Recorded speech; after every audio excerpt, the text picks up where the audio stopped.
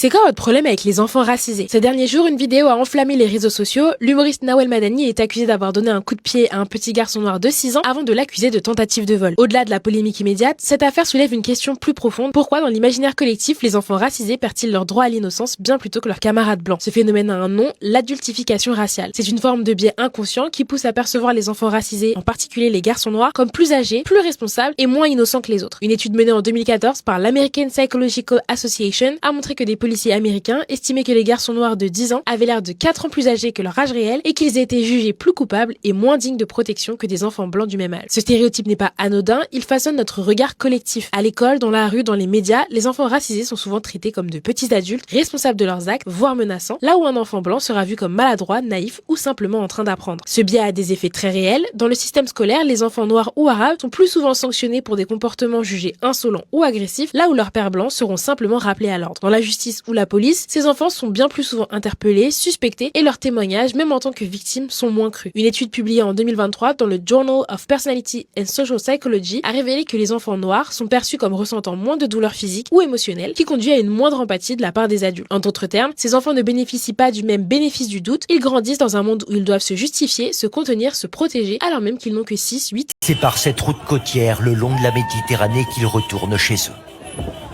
Depuis l'entrée en vigueur du cessez-le-feu, une file interminable de Gazaouis converge vers le nord et ces villes évacuées par l'armée israélienne.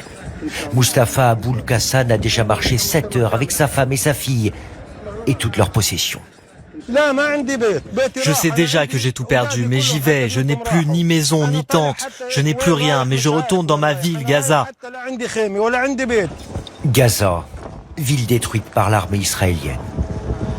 200 000 personnes seraient revenues depuis hier, selon la défense civile dirigée par le Hamas, pour découvrir, comme Rami Salah, ces champs de ruines. Il y a 2 semaines encore, il vivait ici. Voici ce qu'il reste de son appartement. Je n'aurais jamais imaginé ça. Je pensais revenir et retrouver mon chez-moi et vivre enfin. Il n'y a plus rien. Je ne sais pas ce que je vais faire, ni où aller. Un peu plus loin, sous les décombres de leur maison, ces enfants récupèrent tout ce qu'ils peuvent de leur vie. Quelques objets qui tiennent dans un sac. Je veux retourner à l'école, apprendre à nouveau et devenir une des meilleures élèves. Et les camps de déplacés, comme ici à Der al-Bala, dans le centre de l'enclave, de se vider. Est-ce la fin de 2 ans de guerre? Beaucoup veulent y croire. Comme Salah Chamalak, avec sa famille, il a survécu sous ses toiles pendant des mois.